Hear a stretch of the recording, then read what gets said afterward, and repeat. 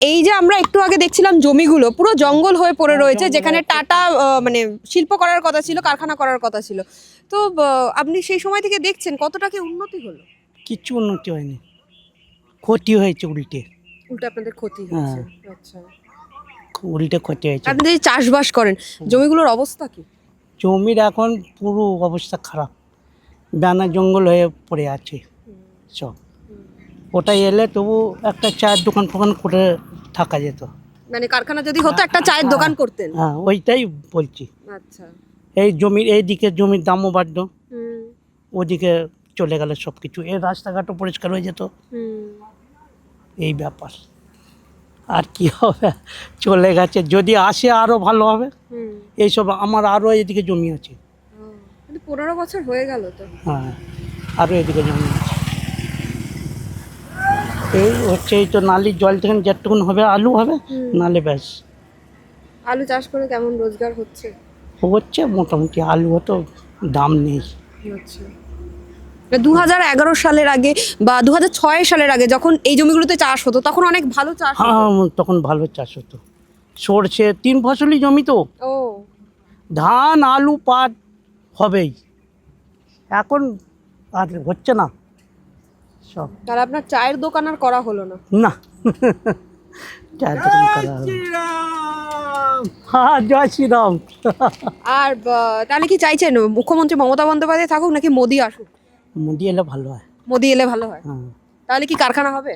কারখানা হলে তো ভালো হয়, আচ্ছা হলে খুবই ভালো হয়। আচ্ছা। না, মোদিকে চাইছেন কেন? দিদিকে ভালো লাগছে না? যাদের আমাদের জমি ছিল, হুম। আমি কিন্তু এই 2000 টাকা 16 কেজি চাল পাচ্ছি না। আচ্ছা। যাদের পায়ে জমি নেই হুম। তারা পাচ্ছে। যাদের জমি নেই তারা পাচ্ছে, আপনার জমি থেকে আপনি পাচ্ছেন না? না, কেন বলে পাচ্ছেন না? স্ব ইচ্ছাই দিয়েছে। আচ্ছা বলছে স্ব ইচ্ছাই দিয়েছো তোমরা জমি। আচ্ছা।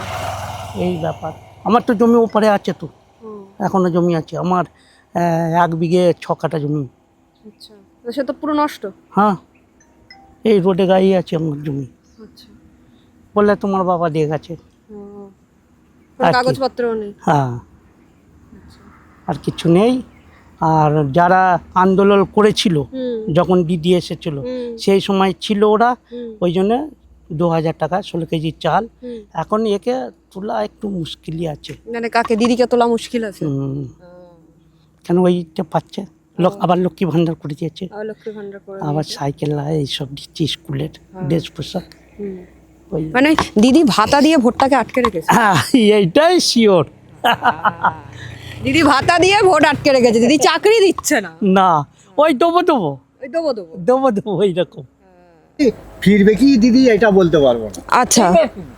ফিরবে কি বলতে পারবো না। হ্যাঁ। এবার জনগণ যদি করে, জনগণ যদি চায় তাহলে বামফ্রন্ট ফিরবে। হ্যাঁ, আচ্ছা, কিন্তু ফিরলে কি তাহলে ভালো হবে? মানে ভালো হবে মানে ভালো, এগুলো কি, এই যে জমি জায়গা এইসব অবস্থা কি না। এইগুলো হতো না। প্রধানমন্ত্রী আসছে বলে এই জায়গাগুলো সব ঠিক হচ্ছে, পরিষ্কার হচ্ছে, নাহলে এই বন পুরো বন হয়েই থাকতো। দিদিও কোনদিন, দিদি এখন আসে তো, দিদিও কোনদিন এসব বেনা জঙ্গল পরিষ্কার করেনি। হয়ে গেছে যা হয়ে গেছে। এই প্রধানমন্ত্রী আসছে বলে এই জায়গাগুলো পরিষ্কার হচ্ছে, নাহলে এই জায়গা কোনোদিন পরিষ্কার হতো না।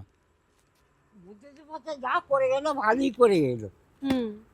এসব বন জঙ্গল হয়েছিল গো, এসব 1 ইঞ্চ করে সেই জল জমালা এগুলো। এটা এখন আপনারা দেখতে পাচ্ছেন তো। এখনো তো পুরো একদম জঙ্গল হয়ে রয়েছে। এখনো জঙ্গল আমরা তো রয়েছে। ভেতরে নেমে মানে হাঁটতেই পারছি না, এক পা হাঁটাও যাবে না। খালি প্রধানমন্ত্রী আসছে বলেই, আর আমাদের সিঙ্গুর থানায় প্রধানমন্ত্রী এই প্রথম আসছে। অনেক প্রধানমন্ত্রী আছে তো, প্রধানমন্ত্রী এই প্রথম আসছে, এই সিঙ্গুর থানায় প্রথম আসছে প্রধানমন্ত্রী।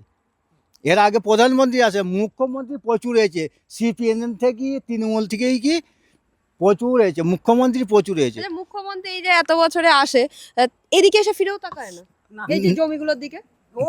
সে দিদি বন্ধ করেছে, দিদি আবার কি করে তাকাবে এদিকে? দিদি বলছে সরষে চড়িয়ে দিয়ে চলে গেল, দিদি ওখানে সরষে ছইতে দিয়ে চলে গেল। বাপরে প্রচুর ব্যাপার।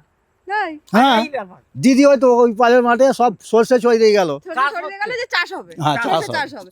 হবে। সেই চাষ কি হচ্ছে? সরষে চাষ হচ্ছে। কিচ্ছু না। কারণ জমিটাই তো নষ্ট হয়ে গেছে তা তো চাষের নষ্ট। জন্য। হ্যাঁ, ওই জমির নিচে আলু চাষ হবে কি, ওর ভেতরে এখনো যা রড আছে, ভেতরে যা রড দিয়ে ঢালাই যে টাটা যে করে গেলে যেসব রড, হ্যাঁ, সে রড এখনো ওই মধ্যিখানে, ওইখানে প্রধানমন্ত্রী করছে তো, মঞ্চ করছে তো, ওইখানে দেখবেন ওখানে কত রড পোতা আছে এখনো, রড লোকের পায়ে লাগছে। আর সেই রডগুলো ওই টাটা করে ট্রাক্টরে করে মাটি ফেলে বোঝাচ্ছে রডগুলোকে। ডিনামাইট দিয়ে উড়িয়েও কিছু করা যায় না। বুদ্ধদেব ভট্টাচার্যের সঙ্গে 90 বছরে কন্টাক্ট আছে, তার সঙ্গে 90 বছর 90 বছরে কন্টাক্ট আছে। আর এমন পদার্থ দিয়ে গেছে, ফসল হবে না এখানে, ফসল হবে না। 90 বছরে কন্টাক্ট আছে। দিদি এইগুলো সব জমি, হ্যাঁ হ্যাঁ এইগুলো সব জমি, হ্যাঁ, চাষ হতো এইগুলোতে, এখানে চাষ হতো, আলু থেকে ধান দিয়ে সব হতো এইগুলো। সব চাষ হতো। এখন এখন পুরো একদম জঙ্গল, এখন পুরো জঙ্গল হয়ে পড়ে আছে। পুরো জঙ্গল হয়ে পড়ে রয়েছে।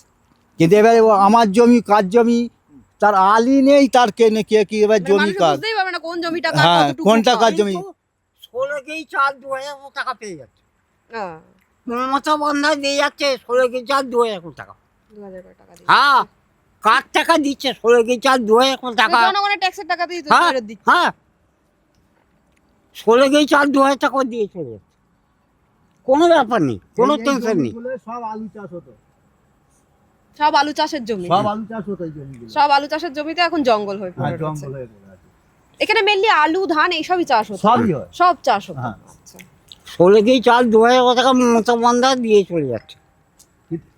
এই পাড়ের জমিতে আলু ফালু হতো না, এই পাড়ের জমি শুধু ধানই হতো, আচ্ছা। কিন্তু আমাদের এই পাড়ের জমিতে সব আলু ফালু সব চাষ হতো, হুম।